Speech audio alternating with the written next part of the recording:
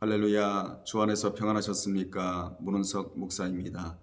이 시간에는 마가복음 실마강의 74번째 시간으로 마가복음 15장 16절로 22절의 말씀을 강해하겠습니다.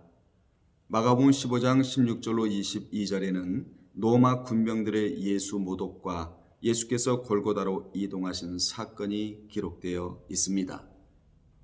앞에서는 예수님에 대한 로마 총독 빌라도의 재판 결과 십자가형이 언도되었다는 사실을 기록을 하고 있습니다. 당시 로마 군병들은 예수께 왕의 상징인 홍포를 입히고 가시면류관을 씌웠으며 홀 대신에 갈대를 손에 쥐어주고 경배하는 흉내를 내었습니다. 그런가 하면 그들은 예수께 침을 뱉고 갈대를 빼앗아 돌아가며 예수님의 머리를 치기도 하였습니다. 그럼에도 불구하고 예수께서는 일체의 조롱과 멸시를 묵묵히 참고 견뎌내셨습니다. 실로 만왕의 왕이시요 천지만물의 주제이신 제2의 성자 하나님께서 인류 대속사역을 위해 세상의 일개 군병들의 모욕까지도 기꺼이 참아내셨던 것입니다. 이러한 그의 모습은 이사야 53장 3절에 기록한 내용대로 그는 멸시를 받아 사람에게 버림받았으며 간고를 많이 겪었으며 질고를 아는 자라 마치 사람들이 그에게서 얼굴을 가리는 것 같이 멸시를 당하였고 우리도 그를 귀히 여기지 아니하였도다라는 말씀대로 참아내셨던 것입니다. 그래서 신앙은 인내와 함께 가는 것입니다. 16절에 보면 군인들이 예수를 끌고 브라이도니온이라는 뜰 안으로 들어가서 온 군대를 모았다고 말씀합니다. 본절은 이제 법적으로 죄인으로 확정된 예수께서 관정 즉 뜰 안으로 끌려 들어가는 내용입니다. 여기 끌고라는 단어가 아파고라는 단어인데 신약 성경에서 15회가 사용된 단어이며 그 중에 11회가 시련, 감옥, 형벌, 죽음 등으로 끌려가는 장면을 묘사합니다. 따라서 예수님이 끌려가셨다는 말도 앞으로 예수님이 받게 될 십자가의 고통이 문으로 들어가셨다는 것을 시사합니다. 사실 예수님은 십자가에 못 박히기까지 로마 군병들의 매질과 조롱, 유대인들의 비웃음을 한 몸으로 받으셨습니다. 그렇게 고통을 받으시면서도 잠잠히 입을 열지 않으시고 그 고통을 참아내셨습니다. 자신의 백성들의 죄악을 친히 담당하시고자 그 포악한 로마 군병들의 곤욕과 신문을 받으시는 주님의 모습은 인간의 죄를 대신 지시기 위하여 자신을 철저히 낮추시는 참된 메시아이심을 확실히 보여주실 뿐만 아니라 성도들로 하여금 저절로 그 앞에 무릎을 꿇게 합니다. 우리가 주님 앞에 무릎을 꿇을 일이 많지만 이런 면에서 더 무릎을 꿇어야 될 줄로 믿습니다. 여기 브라이도니온은 프라이토리온으로 원래 로마 부대의 본부, 사령부, 최고 사령관의 막사를 가리키나 여기서는 총독이 주재하였던 관저였습니다. 예루살렘에 있었던 관저는 안토니와 요새라고 불리기도 했습니다. 총독은 정식 관저가 있었던 가이사라에서 예루살렘에 올 때마다 이곳에 거주하며 공무를 처리하였습니다. 17절에 보면 예수에게 자색 옷을 입히고 가시관을 엮어 씌웠다고 기록을 하고 있는데 본절은 악한 자들은 다른 사람의 고난을 즐긴다는 교훈입니다. 그러나 의인은 다른 사람들의 어려움을 같이 공감하고 동감하고 그를 위해서 기도해 주는 자가 선인이지요. 본절을 두 가지로 나누어 생각하면 첫째, 예수님께 자색 옷을 입혔습니다. 자색 옷은 자줏빛 염료로 염색된 직물을 뜻합니다. 홍포와 자색 옷은 같은 옷으로 단지 빛과 보는 각도에 따라 자주색으로 보일 수도 있고 붉은색으로 보일 수도 있습니다. 따라서 이러한 미세한 차이보다 더 중요한 것은 이 둘 모두 고급스러운 옷으로서 왕족들만 입을 수 있는 옷이었다는 것입니다. 아마도 이 옷은 총독 빌라도가 입다가 버린 옷으로 보는 견해가 많은데 왕이나 총독 같은 사람만 입는 이러한 옷을 입었다는 것은 예수를 유대인의 왕이라는 죄목에 걸맞게 구색을 차려 조롱하기 위함이었습니다. 두 번째, 예수께 씌울 가시관을 엮어 씌웠습니다. 여기 가시관의 재료는 아칸디노스로 이는 요단강 주변 습지에서 많이 자생하는 식물로서 유연하고 질긴 줄기에 예리하고 강한 가시들이 많이 붙어 있어서 예수를 고통스럽게 하기에 더없이 좋은 재료였습니다. 로마 군병들이 가시관을 머리에 씌운 이유는 자색 옷을 입혔던 것과 동일하게 예수님을 유대인의 왕으로 조롱하기 위해서이며 동시에 참을 수 없는 고통을 가하기 위함이었습니다. 마태 27장 29절에는 로마 군병들이 예수님의 오른손에 왕의 통치를 상징하는 지휘봉, 즉 왕월 대신에 갈대까지 들게 하여 예수님을 희롱하였다고 마태는 기록을 하고 있습니다. 18절에 보면 격려하여 이르되 유대인의 왕이여 평안할지어다라고 조롱을 해야 됩니다.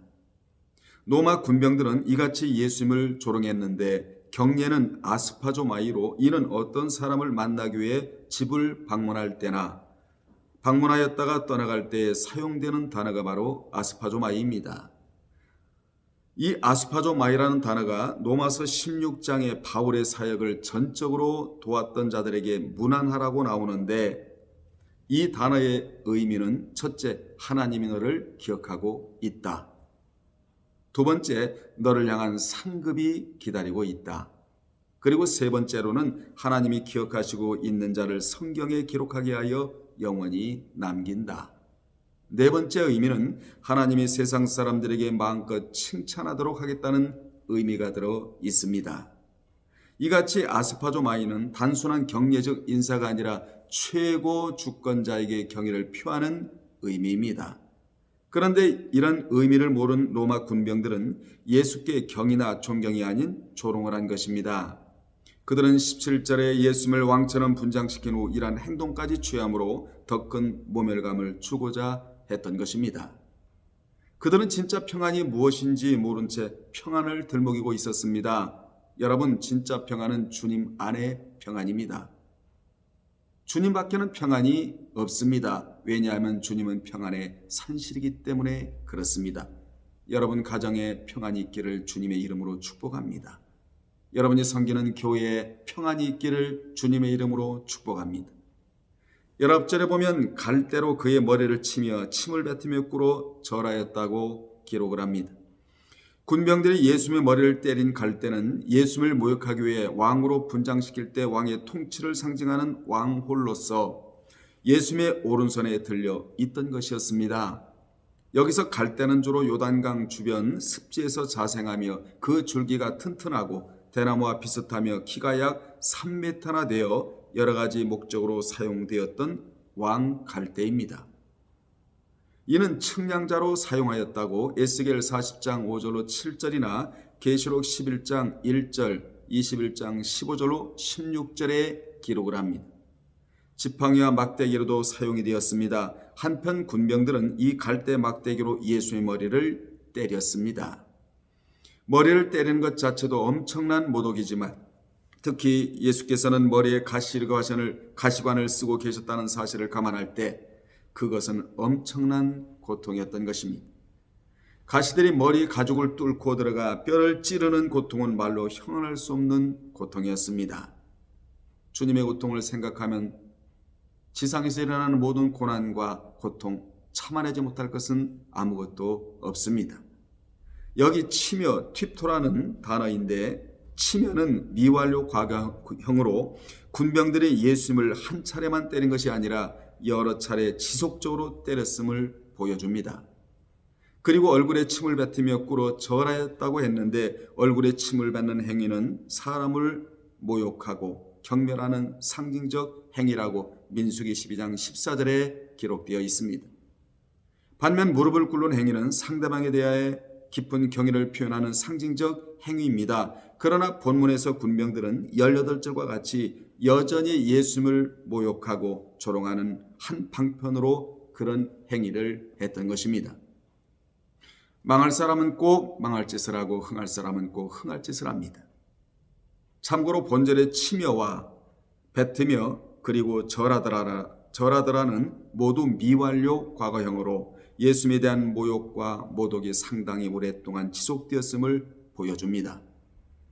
군병들의 그러한 희롱과 조롱과 모욕 가운데서도 예수님은 정 한 번 하지 않으시고 다 참아내셨습니다. 그것은 저항할 만한 능력이 그분에게 없어서가 아니라 죄와 사망에 빠져있는 인류를 대신하여 고난을 받으심으로 죄의 값을 치르고 그들을 구원하기 위해서였습니다. 이를 베드로 사도는 베드로전서 2장 23절로 24절에서 다음과 같이 말합니다. 욕을 받으시되 대신 욕하지 아니하시고 고난을 받으시되 위협하지 아니하시고 오직 공의로 심판하시는 하나님에게 부탁하시며 친히 나무에 달려 그 몸으로 우리 죄를 담당하셨으니 이는 우리로 죄에 대하여 죽고 의에 대하여 살게 하려 하심이라. 그가 채찍에 맞음으로 너희는 나음을 얻었다고 기록을 합니다. 그러므로 우리는 죄에 대해서 죽은 자이고 의에 대해서 살 자입니다. 20절에 보면 희롱을 다한 후 자색 옷을 벗기고 도로 그의 옷을 입히고 십자가에 못 박으려고 끌고 나갔다고 기록을 합니다. 예수에게 할 수 있는 희롱과 모욕을 마음껏 행한 로마 군병들은 마침내 예수를 십자가에 못 박기 위하여 예루살렘 성 밖 골고다 언덕으로 끌고 나갔습니다. 그들이 예수를 성 밖으로 끌고 나간 이유는 무엇입니까? 예루살렘 성은 유대인들에게 거룩한 도시로 여겨졌기 때문에 사형 집행을 성 안에서 할 수 없도록 율법에 규정되어 있었고, 레위기 24장 14절과 민수기 15장 35절로 36절에 기록되어 있었고, 로마의 관례에도 성 안에서 사형을 집행하는 경우가 없었기 때문입니다. 21절에 보면 마침 알렉산더와 누포의 아버지인 구레네 사람 시몬이 시골로부터 와서 지나가는데 그들이 그를 억지로 같이 가게 하여 예수의 십자가를 지우게 했다고 말씀하고 있습니다. 본절에서 우리는 어떻게든 주를 위해 봉사할 기회를 가지는 것은 축복이라는 것을 알 수 있습니다. 성문쯤에 이르렀을 때 무거운 십자가를 지고 온 예수는 더 이상 걸을 수 없을 만큼 지쳐 있었습니다. 따라서 로마 군병들은 구경꾼들 틈새에 껴있던 건장한 청년 하나를 발견하여 그에게 대신 십자가를 지게 하였습니다. 그가 바로 구레네 사람 시몬입니다. 구레네는 북아프리카 연안에 있는 도시로서 오늘날 리비아의 수도인 트리폴리입니다. 이곳은 많은 디아스포라 유대인들이 거주했으며 사도행전 2장 10절과 6장 9절에 시몬 역시 그곳에서 태어나 거주해온 디아스포라 유대인이었습니다. 그는 유월절을 지키기 위해 예루살렘에 와 있던 중 뜻밖의 그것도 자기가 아닌 타에 의해 어쩔 수 없이 예수가 지고 가야 할 십자가를 대신 지게 되었습니다. 여기 마침 카이라는 단어는 하나님이 이 사건 속에 개입하시는 타이밍을 나타내는 단어입니다. 하나님이 이 사건을 연출하셨다라는 그러한 내용입니다. 마가는 마태와 누가와는 달리 시몬을 소개하면서 이 사건과는 전혀 관계없는 그의 아들 알렉산더 누포를 언급하고 있습니다.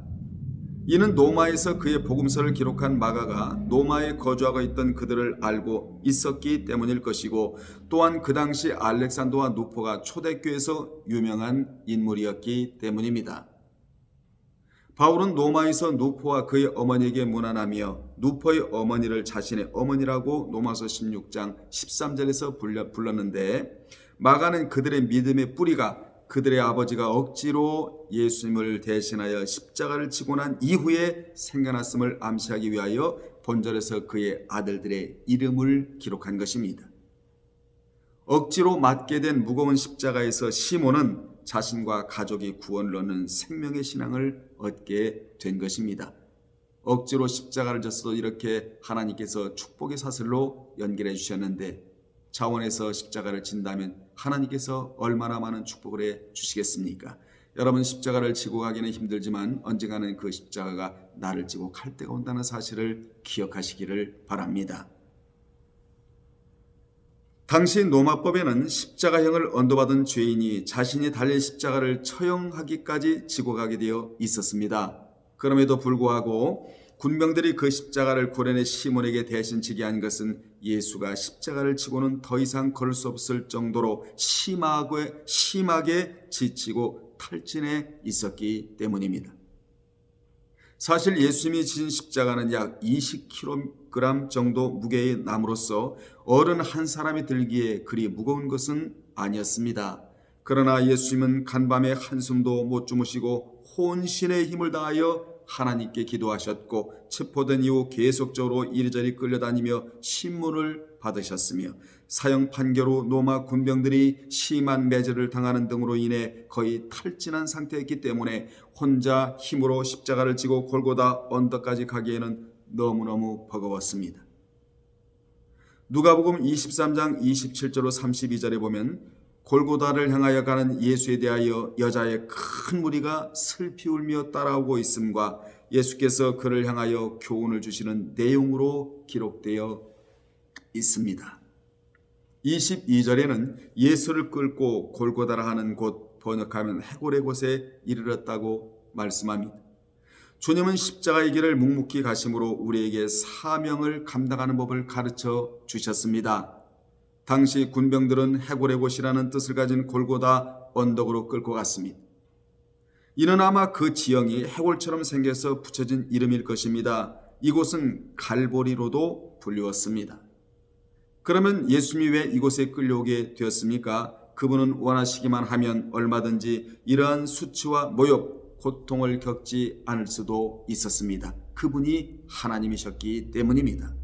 그런데도 주님은 무엇 때문에 굳이 이 길을 택하여 가셨습니까? 그것은 골고다의 길, 십자가의 길이 아버지의 뜻이라고 확신하셨기 때문입니다. 주님은 언제나 자신의 뜻이 아닌 하나님의 뜻대로 움직이셨습니다. 우리가 취해야 할 태도가 바로 이것입니다. 하나님이 원하시는 것이라면 기쁜 마음으로 기꺼이 실행해야 합니다. 주의 이름을 부르면서 이러한 여전히 자기를 위해 사는 이들은 그 신앙에 심각한 문제가 있는 것입니다. 군인이 되면 누구나 그 순간부터 이전의 생활 습관을 버리고 군대의 규율에 적응해야 합니다. 그들은 일어나는 시간이나 잠자리에 드는 시간부터 하루의 일과라든지 업무 이외의 시간에 이르기까지 군대의 규율을 따라야 합니다. 믿는 자의 생활도 이와 같습니다. 믿는 자는 하나님과 그의 나라를 위해 부름받은 자들로서 하나님의 법에 따라야 합니다. 우리는 주님이 십자가의 길을 묵묵히 가심으로 보여주신 모범을 찾아 모범을 쫓아 인생을 살아감으로 하나님께 인정받는 자가 되어야 합니다.